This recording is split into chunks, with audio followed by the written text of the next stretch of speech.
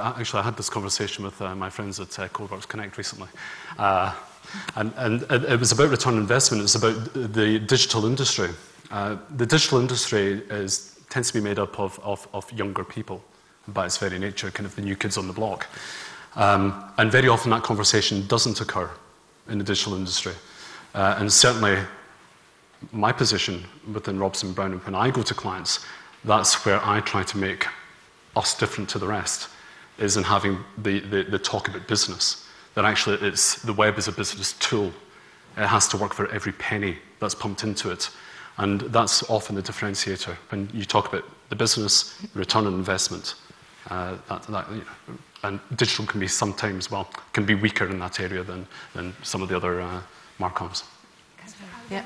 I was going to say, I think there's a happy balance to be struck, really, because it's part of, I think, clients, when they're looking for an agency, need to make sure that they understand what added value and what return on investment they're going to get from the agency and the market discipline they're using. So I would expect a client to have, to expect within the response to the brief why this is going to work, how we're going to measure it, what is the evaluation going to be. But I think there's also an onus on the client to ask for a little bit more background information and a bit more information about what the agency has delivered and can deliver, so you've got that proof and it's substantiated the claims they're making. Now, one of the things actually does do that, obviously, the PQQs and the tender process is obviously very lengthy and it's there for a reason, but you tend to find that that's not the case across the board.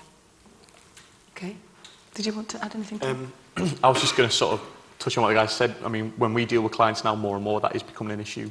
And we've tried to make our campaigns more accountable as such, but in the second instance, in the pitch instance, if you like, I would always try and produce some sort of ROI calculator, if you like, to demonstrate how we feel we can deliver the response. I mean, the slide that I started with, put your money into radio, it's got to work hard. And that's why we feel that radio represents a fantastic, hard-working medium for advertisers' money. Okay. Thank you. Any more questions from the audience? I have one final point that I want to make. Gentleman at the top here. Thank you. Andy Redfern, Ethical Superstore.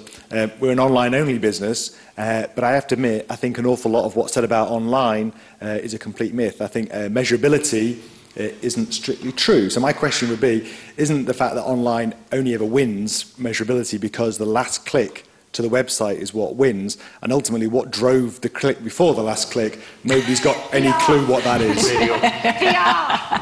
Before there's blood on the carpet, thank you, Andy. You remind me that you are actually up on the stage in about 30 seconds' time. So very short answers, please, from the panel. You've just said PR, that'll do as your answer. I was going to say before, after the presentation, last presentation before, it's all very well talking about measuring, but measuring what? What are you trying to get people to do? It's all about getting people, telling people the right things in the right way, or getting their feedback in the right way, and just talking about measurement's not helpful. Paul. I fully agree with you.